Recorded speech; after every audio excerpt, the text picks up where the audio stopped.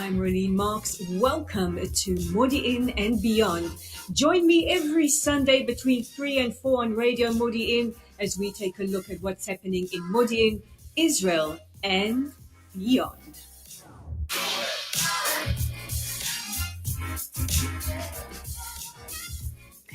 You guys know I do that to trick you, right? I say it's Sunday, but it's really Tuesday. I'm Rolene Marks. This is Modiin and Beyond on Radio Modiin, where we take a look at what's happening in our city, in our country, and beyond our borders. And just a reminder, if you want to advertise on Modiin and Beyond or on any of our shows, please be in contact with us via our website at www.radiomodiin.co.il.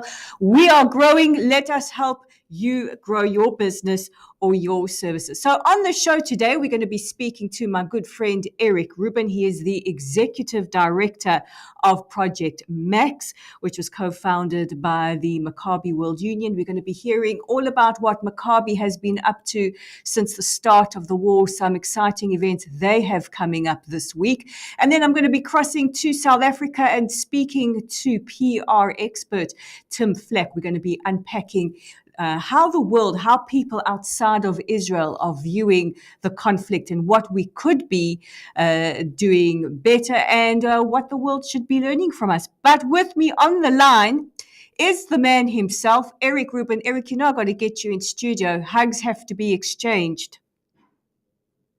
You know what? I miss you. Thank you so much for having me on the show. And yes, in person is definitely better. But thank you for taking the time to tell all the stories that you've been telling, throughout the war and before that. And in particular, I want to thank you for making sure you're highlighting and keeping the focus on the terrible sexual violence and abuse that so many Israeli women suffered and make sure the world is actually standing up. So, you know what? I believe Israeli women, and thank you for making sure the world does as well. Well, the world might be silent, but we certainly won't be. We will speak and speak and speak until there is no more silence. But Eric, your organization, you yourself, you are extraordinary. You made Aliyah in the middle of a war. You're certainly one of the most extraordinary people I know, always helping where you can. And now you are the executive director of Project Max, co-founded by the World Maccabi Union. How has Maccabi been assisting those affected by the war since the start of it on the 7th of October? Thank you, Rolene. There's so many amazing organizations throughout Israel, throughout the world that have banded together to try to help and make a difference however they can. But I think in particular, from day one, the Maccabi World Union, has been there. And I think if we go back to October 7th and October 8th, people just started fleeing the South as the attacks happened. They were running away. There was no organization. We didn't, know yet what was going on. And in Kfar Maccabi, we have 2 hotels. And from the very minute it was apparent what was going on, the Maccabi World Union opened their hotels to residents of the South. We have had up to about 1,000 different people that have been staying at the hotel. They have turned Kfar Maccabi basically into a small town for the people that had to flee the South. Most of our residents are from Sderot and Yechini. I don't want to leave the impression that, they just came to the Maccabi World Union and Kfar Maccabi and they stayed at a hotel.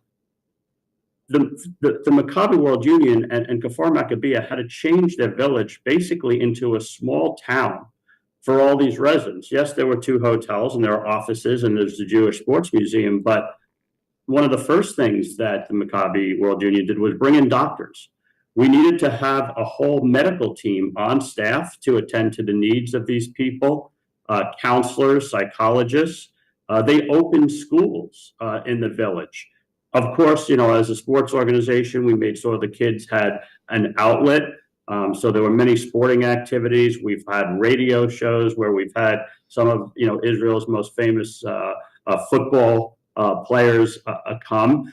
And we've just been trying to do whatever we can. We have, barbers and hairdressers on site. And when you think about what's involved in everyday life, and then having to basically, bring in all of this infrastructure or most of it from scratch, was a Herculean effort. And, we're, I think, at about 170% capacity, having to bring in additional beds at rooms. They've set up structures on the property for daycares. They've turned the convention center into kids clubs and classrooms. There's a store on property with free clothing and free food and free coloring books and things like that, because everyone needs to remember, this was not let's pack up and we're going to go on a 3-week trip. It was run for your lives, and people just didn't even grab anything. They just literally ran for their lives. And so we've had to, from scratch, do this. And I think it's one of those efforts that, when we can finally look back on what happened, we'll appreciate the magnitude of what Maccabi did and continues to do. And by the way, will continue to do until it's safe for all the residents to return to their proper homes. Now, Maccabi is a sports organization, and sports has played a vital role throughout this war. You're also involved in Sports Speaks Up. Can you tell us a little bit about that as well? Yes, I mean, this is, I got a phone call from, Roy Hessing, who's the president CEO of the Maccabi, and they had this wonderful idea to use professional athletes to speak up and speak out on behalf of hostages. I say, in a way, we adopted hostages. And, this was a multi-pronged effort. So first of all, many Israeli athletes spoke out and adopted a hostage. 2 of them that have been, particularly quite vocal: Omri Caspi, an NBA legend, and Arik Zaevi, an Olympic legend. Many other Israeli athletes. Then we've had athletes that have participated and won different Maccabi games, and great Jewish, sports athletes that have adopted players. But Project Max, we played, I think, a very important role in this as well. I went to all of our athletes, and I think almost every one of them agreed to join.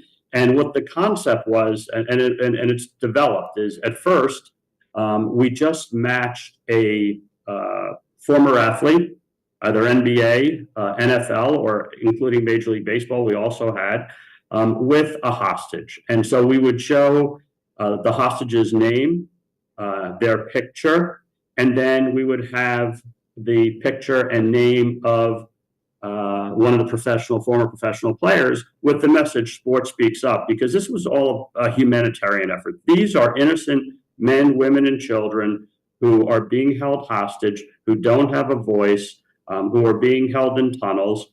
And we needed people with high public profiles to speak out on their behalf. And so very early on, we started this.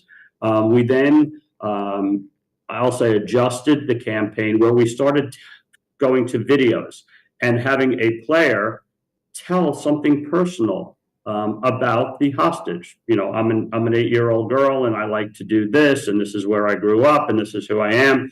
And then finally, sport speaks up, and athletes of the world must speak, and bring them home. I would, in particular, though, Rolene, like to take just maybe 20, 30 seconds. We had a very impressive list of former professional athletes who did the right thing when they were asked, who saw that this was basically good versus evil, and these people, the hostages, did not deserve what happened. So I just would like to read off quickly, if you don't mind, a list of some of these American former professional athletes. And again, we had National Football League, National Basketball Association, and Major League Baseball. So Nick Lowry, Cedric Toney, Eddie Johnson, Mark West, Michael Sweetney, Kareem Rush, Jerome Williams, Ricky Davis, Ryan Terrell, Michael Bankston, Tamir Goodman, a Israeli-American or an American-Israeli. We had a couple of coaches, Coach Bruce Pearl, his son, Coach Stephen Pearl, Theo Ratliff, Jared Armstrong, who is also an Israeli-American basketball player, LaTroy Hawkins, and last but not least, Jay Feely. Several of these guys have been to Israel, and I would say probably 8 or 10 of them were in Israel this year and got to meet the people and see the people. They got to, experience real life with Israelis. And I think that was another big part of what, tugged at their hearts and wanting to speak out on their behalf. And so the campaign continues, and we're not going to stop until all the hostages are home. Some of the players, just like Israel, they've had a little bit of relief and happiness because they've adopted hostages that have come home. And, they've asked about them every day. I get WhatsApp messages and text messages, any news. And so when I can finally share some good news that some of them have returned home, almost unanimously, they've all said to me, Eric, we'd like to adopt another hostage. We want to be there till they're all home. And so sport does play an important role in humanity. It keeps the attention where it needs to be. And I am personally very grateful. And I know that all of Israel is grateful. And the hostage families, most importantly, are grateful.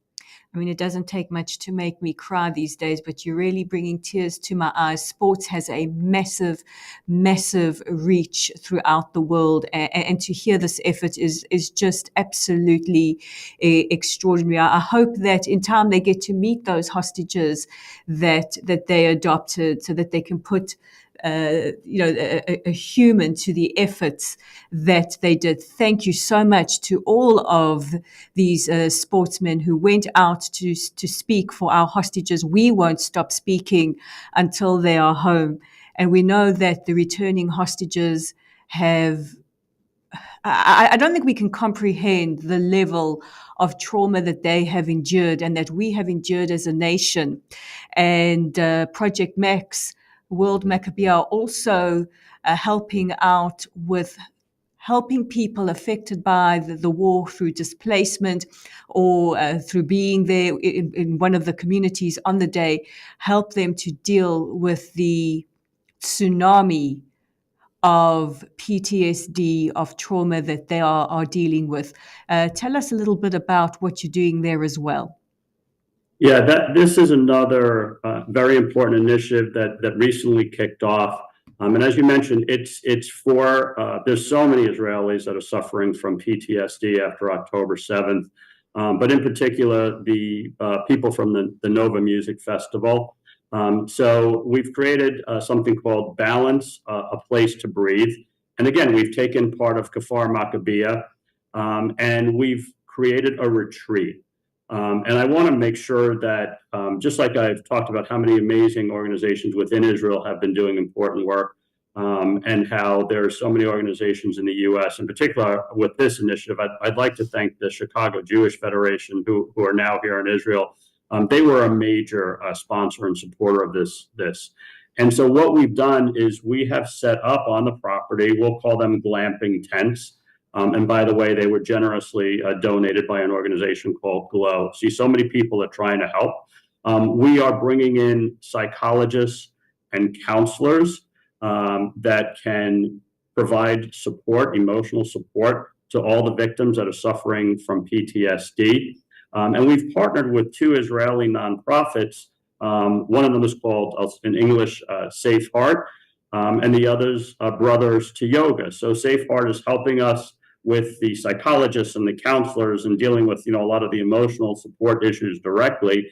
And Brothers to Yoga is a great organization where, we're kind of doing yoga and meditating and getting the mind and the body together. And so this is, I think, just another great example where, the Maccabi World Union, the Chicago Jewish Federation, Israeli nonprofits, Safe Heart, Brothers to Yoga, a great company, Glow, have all come together to do the right thing and provide relief. And I think that if you go back to how we first started this about turning the village into a small town, it does take a village. And there's so many needs that have come up because of the war that Hamas inflicted upon us. And we have to make sure that dealing with the psychological effects and PTSD and that kind of trauma is something. And, our soldiers are doing an amazing job protecting us. The Iron Dome, But we also have to remember that so many people are hurting. And while we're hurting just from some of the images we've seen and living under the threats of rockets, can you even begin to imagine what trauma emotionally the people from the South are going through? And so this is hopefully a respite and a way to begin the emotional healing, in a place to breathe. And I have a feeling that once the physical scars heal for so many, we will be dealing for years upon years with the emotional trauma, and we need to be there for everyone. And this is just a start, but it's a way that we can provide relief in a 3-day retreat to at least begin the process of emotional healing. I think it was one of the doctors that is treating the released hostages who said, their trauma is beyond what we can wrap our minds around. But we as a nation, as a country, are dealing with a collective trauma, and we are actually going to face an unprecedented mental health emergency that is coming down the pike in the weeks and months and years to come. Now, tomorrow you have a very important event with somebody who also has just led this country in the most exceptional way. President Herzog, he has been our comforter in chief, and he will be joining you tomorrow. Yes, so thanks. There's so much going on, but one of the other things that we need to do is to remember the victims. We say that never again is now, and so tomorrow at Kfar Maccabi, we will be unveiling a memorial to the victims under the leadership of our chairman Amir Peled, our president Michael Siegel, our CEO Amir Gissin.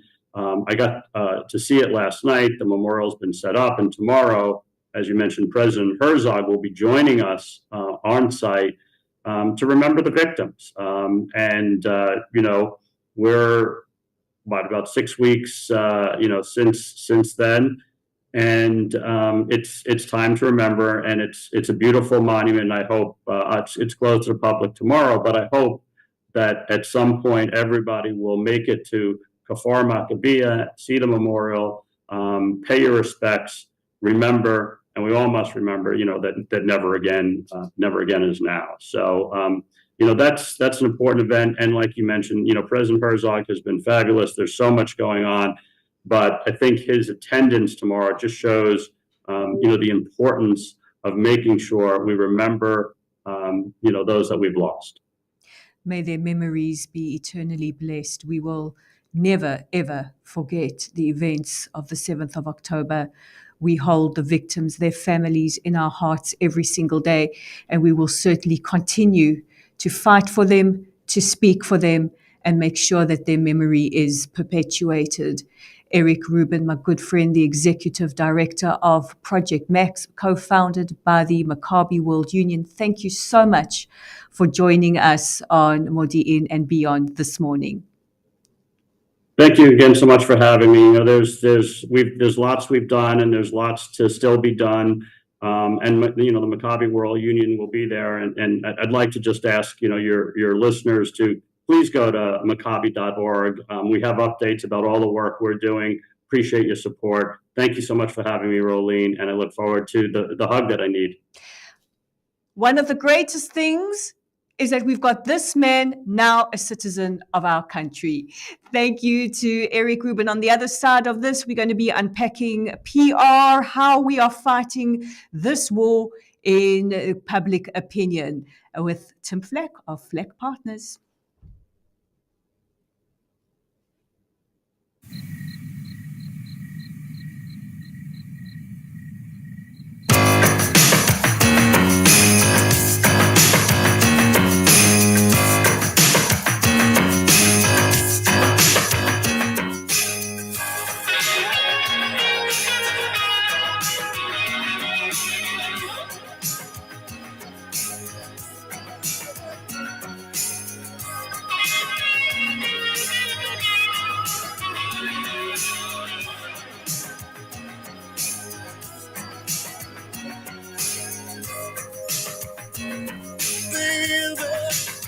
Love's what you make it.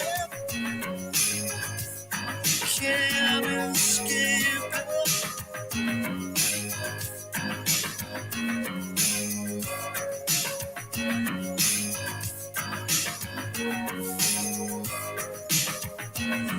Baby, yesterday's favorite. Don't you hate it?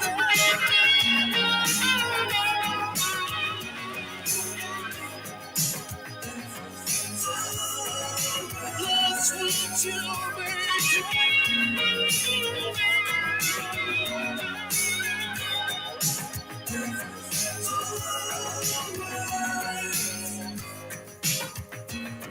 Baby, love's what you make it.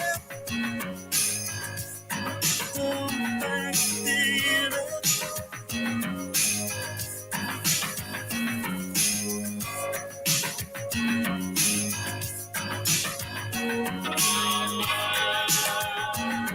Baby, don't try to shade it. Beauty's naked.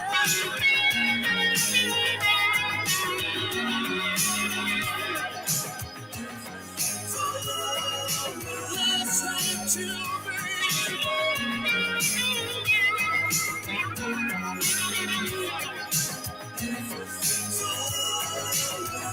What you make it.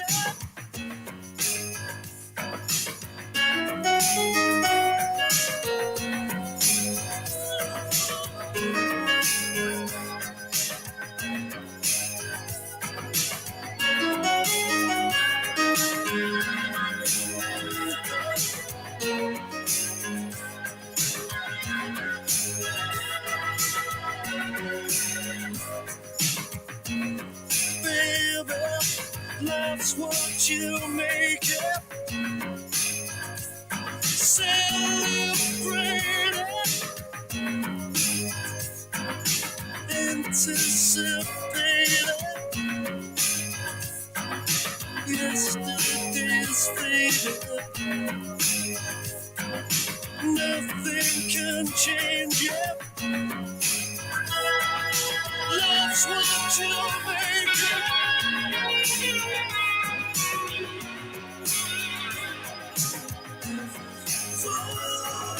Love's what you make it.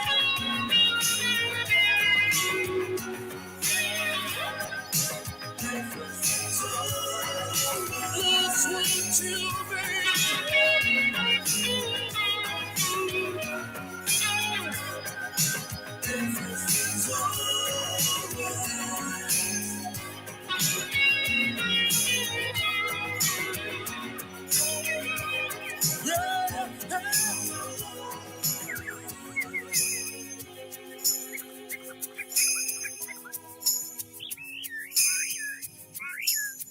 Talk, and life's what you make it.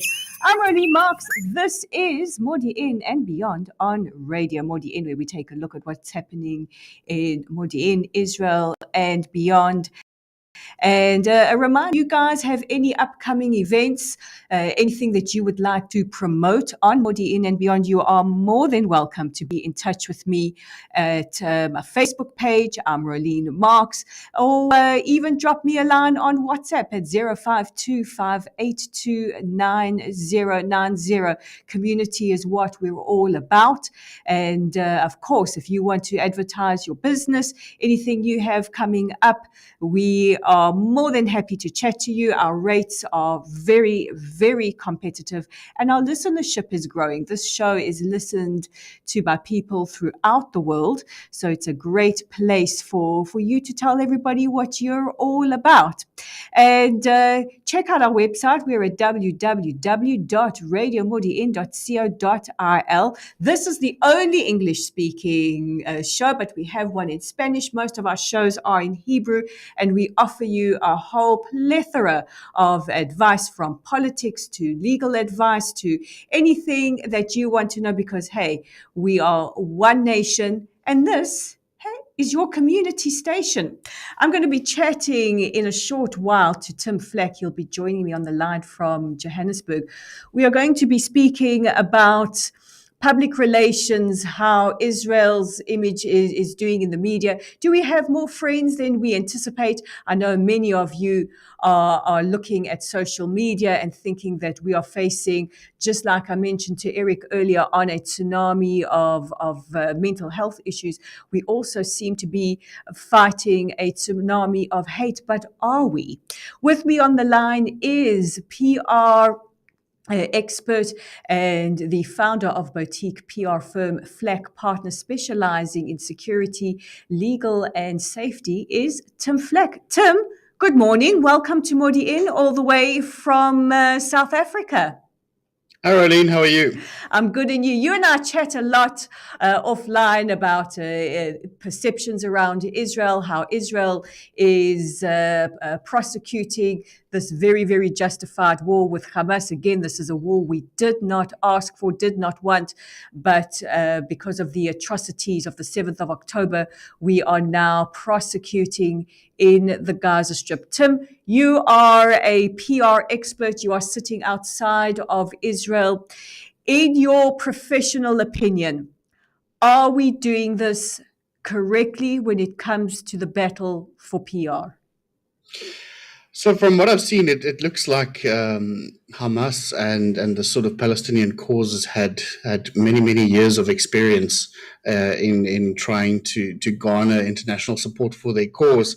And what we've seen is what I've certainly picked up is there appears to be a lot of bots and sort of fake media profiles. This was picked up also by an Israeli company as well, that noticed that there was an exponentially growing sort of network of these sort of fake profiles and fake accounts that are pushing the agenda and pushing the narrative for the Palestinian cause or for Hamas's cause. And this is obviously muddying the waters quite a bit. So it looks like there's more support for them than there actually is. I don't know if you've noticed on X.com, you will make a comment about something that's happening in Israel, and very randomly you'll have a whole lot of different accounts spamming you with links or videos that aren't related to the current topic, and this is muddying the waters. We're seeing a lot of fake imagery. We're seeing a lot of sort of fake doctored videos.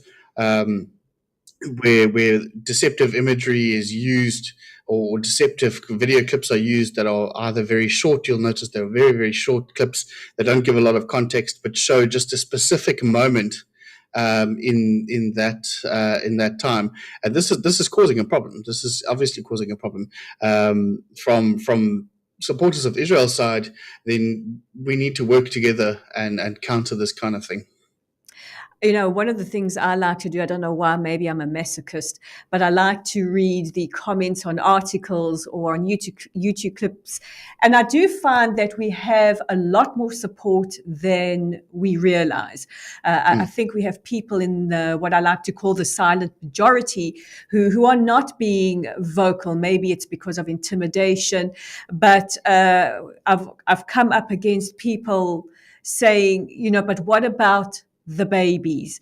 It's very difficult when we know that we are justified in going into Gaza, in eliminating Hamas, but then having to deal with people saying to us, but what about the babies?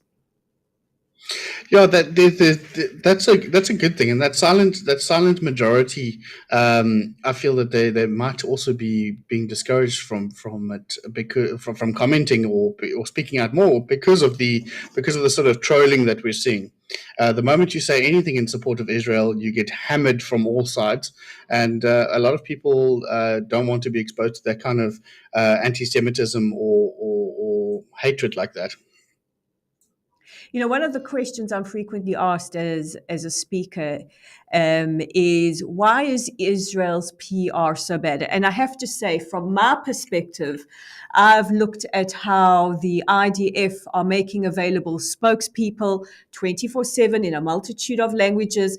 They're giving us the real-time updates. Certainly as a journalist, I'm getting updates from them all the time with video footage, with whatever they have ensured can be declassified for the public domain. I'm seeing our diplomatic corps going on the offensive. I don't believe that we've ever had as bad a PR perception as people think we do. I think, and maybe you can comment from a professional perspective, I think we have a media consumption, the ability to consume media professionally. I think we have a problem more on that side. Absolutely. And we live in an age now where we want things now. People want to hear things now. They want to see the pictures now. They want to see the bombs exploding now. And what's happened is Hamas, which values death and sees death as a sort of an end goal in all of this, will gladly put out pictures of death, be it fake dolls or doctored videos that aren't real. We call it Pallywood. They will put this information out as quickly as possible to create that outrage and feed that the environment that's now been created where people want to consume things absolutely now. And what people don't understand is that in military operations, the IDF, for example, cannot just post images out of their soldiers in combat right now, because those photos can be geolocated to where their troops are. It endangers their lives. They can't just. The Israeli government isn't in the habit of posting dead bodies of terrorists that have been killed either. It's distasteful to do so, and certainly people think that that's bad PR. I've seen anything but bad PR from the Israeli government side and from the IDF side. You've got spokespersons like Colonel Jonathan Conricus, who's been absolutely astounding when it comes to putting out information and stuff like that, and you can see that he pays attention to what's going on social media. So as much as possible, he tries to accommodate people, and as much as possible, all the spokespersons and that I've seen at least have tried to accommodate the general sort of feeling of we want to see what's happening now. An example of this is in the beginning of the war when it started. We were seeing pictures and videos of tunnels and tunnel systems and stuff like that, but there was sort of cuts in between. So you'd see the entrance to the tunnel, the scene would cut, and then you'd be inside the tunnel. And although as silly as it is, people are saying, "Oh no, but this is fake. It's not real. We can't see that this is a tunnel under Al Shifa Hospital, for example." And what the lieutenant colonel did is he told the camera crews, "Listen, you follow me from start to finish. We're going to walk through from the outside to the inside. We're going to go into the tunnel. We're going to walk through all the different sections, and then we're going to walk out in the end." And that's countered a lot of the counter sort of accusations that are happening, because people are being very clever. And obviously we're up against an enemy. We're up against a terrorist organization, and they will do anything in their power to make it look like they are the victims in this. That's been a constant throughout all the years of the conflict with Palestinian terrorism. And then you've got guys that are being brought in like Alon Levy. He's been absolutely fantastic, and I think a lot of people have started seeing that he's an incredible spokesperson for the Israeli government, and he really knows how to hold his own, and he's been doing a great job. So from the PR side of, I believe that there is a very good public relations side going on. Everything is done very carefully and it's very coordinated, so that there cannot be room for mistakes, or later on people can't poke holes in the facts that have been given. Let's take a look at the 7th of October, because as we know, Hamas gleefully made sure the world could bear witness to their heinous crimes, to their crimes against humanity, including the raping of women. It's a topic I speak a lot about, being an Israeli woman, and also being part of an organization, World Weta, where we are campaigning 24/7 to get the world to listen and to believe Jewish women. Hamas did this with absolute glee. They hijacked people's social media accounts to terrorize their families. They showed it in real time. We've got the recordings. We've got ample footage. Why are people still debating the veracity of the footage that they have seen? Why is there still Holocaust denial in real time? We've seen a trend all of a sudden that there's folks from all different sort of aspects of life siding with the actions of what Hamas did, and I can't actually quite put my finger on it. I've been trying to look at it. I've spoken to people on the other side of the fence and asked them. A lot of it's based on misinformation. They have absolutely no idea. They can't even point out Gaza on a map. They will say that. Jerusalem is in Gaza, for example, and they have no idea what the West Bank is. You ask them what the river to the sea means, what river are they talking about? They have no clue. They've been indoctrinated and sort of fed nonsense for so many years. In the last 10, 15 years at least, that this has caused people to have these sort of reactions. They don't understand what it's like to be in a wartime situation. They don't understand what it's like. They live such a protected and privileged existence in the West that they cannot possibly fathom it in their brains, even if the evidence is sitting in front of them, that this is actually happening. And it's a huge concern. I mean, the things that I've seen in the last 2 months have been absolutely horrific. It's had a massive effect on my ability to sleep at night. I can't understand how people can have these sort of reactions and say no, it's nonsense. Yesterday, for example, the day seemed to encompass a social media barrage of we want to see proof of women that were raped in Israel. How disgusting and sick do you have to be to say that you want proof? You want to see a rape kit of a woman that has been brutally raped, or you want to hear evidence from her. The whole idea of the Me Too movement has been completely thrown out of the windows. Feminists are not talking about this, about the brutal rape and torture, and I mean, women had their breasts cut off, and no one is saying anything. It's beyond. Yeah, I'm quite shocked that this is the reaction that's happening, and the fact that people are asking for proof. It's sickening. It's actually sickening. Well, I'm sure our victims would have been able to give evidence and proof. Unfortunately, for those doubters out there, they have been brutally murdered, many of them burnt within recognition. That we had the same issue with babies, and I remember the journalist from I24 News who broke the story, distinctly saying there are 40 dead babies, some of them beheaded, and the world developed a thirst for what I call terror porn. They immediately wanted to see pictures of these beheaded babies. Well, sorry, world, we're not going to violate the last shreds of dignity of our babies to show their headless bodies to you. That's just not how we function. You know, it is amazing that everybody's very quick to believe that some dodgy director maybe put his hand on the thigh of a wannabe starlet. Everybody believes that. Maybe the event happened 30 years ago. She is believed without question.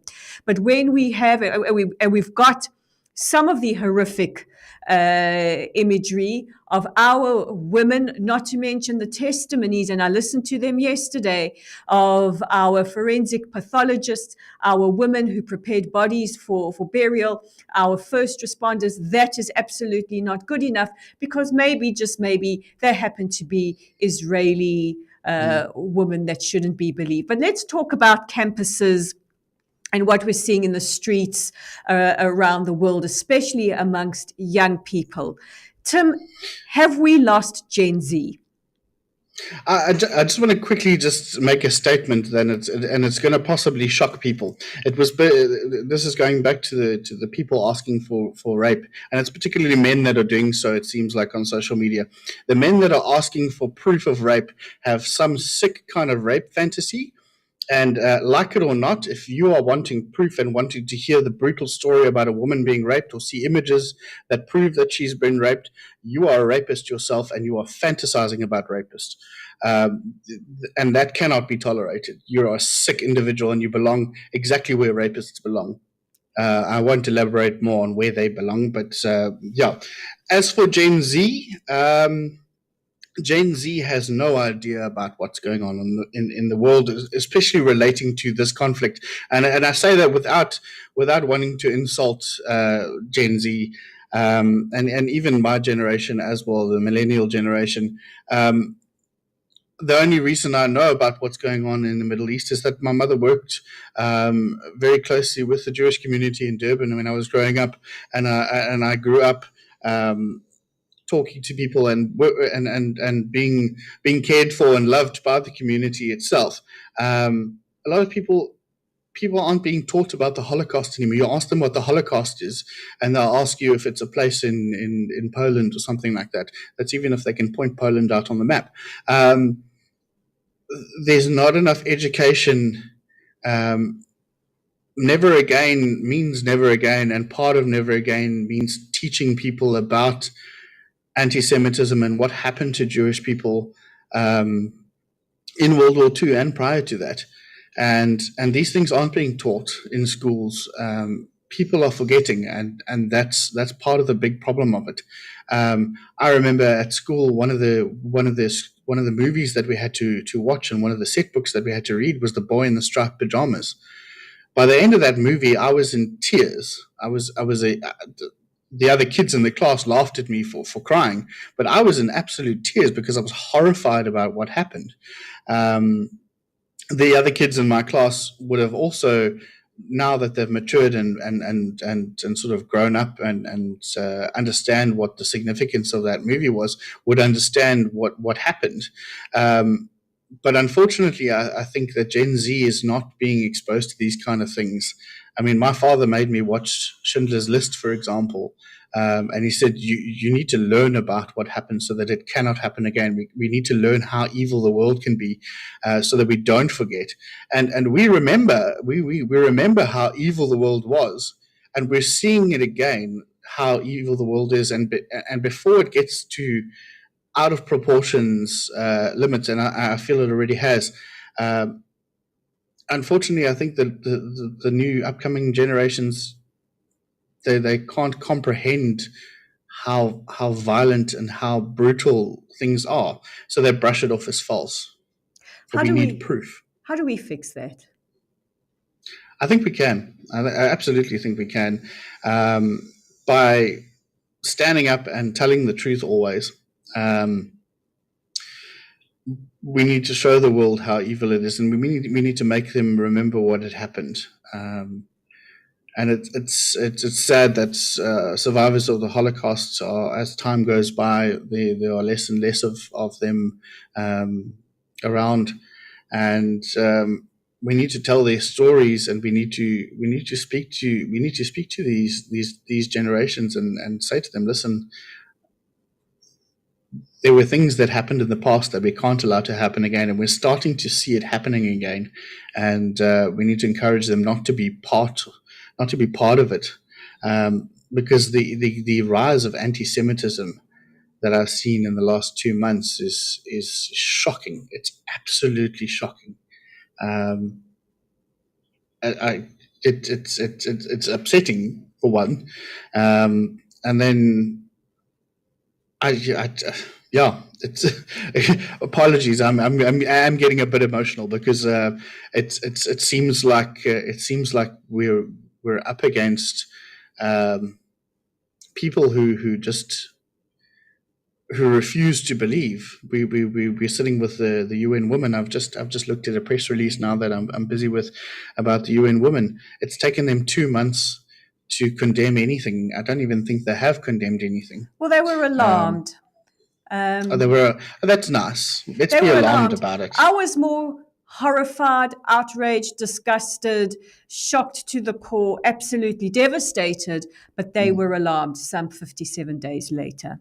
Yeah, no, it's ridiculous. I cannot understand. And there are women on the Security Council, and there were women that head the UN Women, and they've just sort of sat there. And I mean, there are 150 million women raped in the world. I think it's on a yearly basis almost.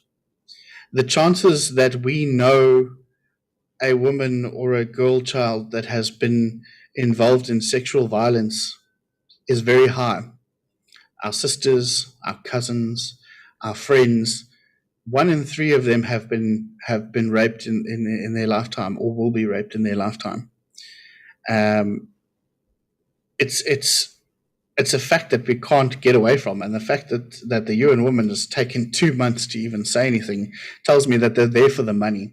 They're not there for women's rights or for standing for women and stopping these atrocities from happening. Well, 80 years ago, we said never again. Today, we say never again is now. And as painful as it is to look at the images, to listen to the stories, to read the testimonies, we have to continue to be the voice, not just for our grandparents and great-grandparents who went through the unendurable during the Shoah, during the Holocaust, but we have to be there for our brothers and our sisters, our mothers, our fathers, our daughters and our sons who went through it nearly 2 months ago.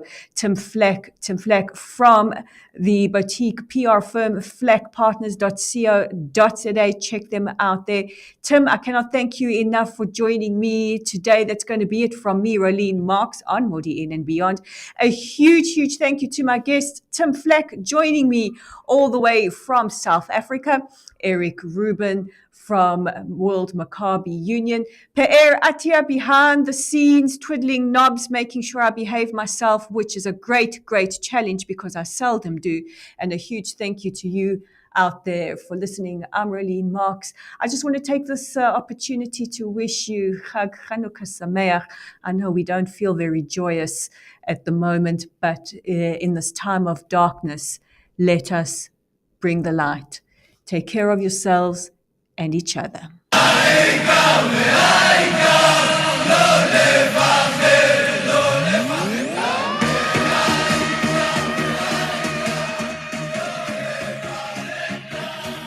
בכל מקום, כל הזמן, יש לכולנו מגדול ועד קטן, ימים יפים וגם פחות, וביניהם תשובה לכל השאלות. יש אלוהים אחד גדול, ובעולם הזה נותן לנו הכל, בין אפלה לקרן אור. את הנתיב אנחנו רק צריכים לבחור, וזה ידוע, חיים למתנה, הכל צפוי והרשות נתונה.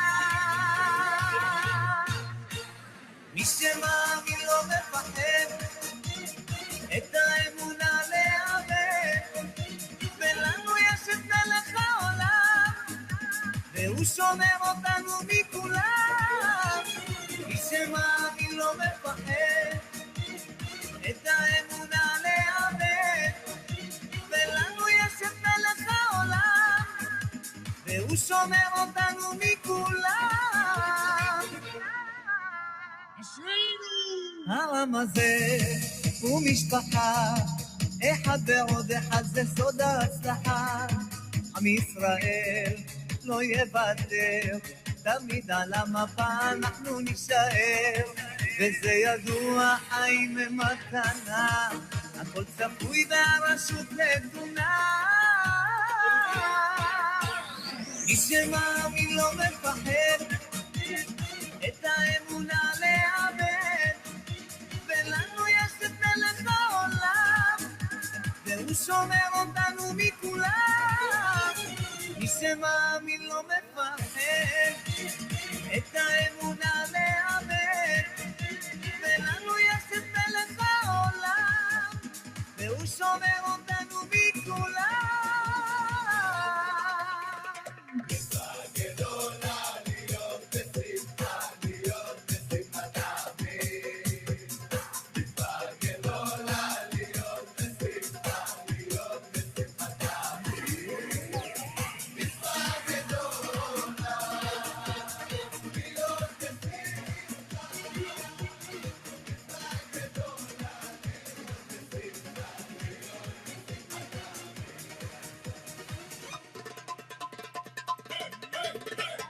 מי שמאמין לא מפחד, את האמת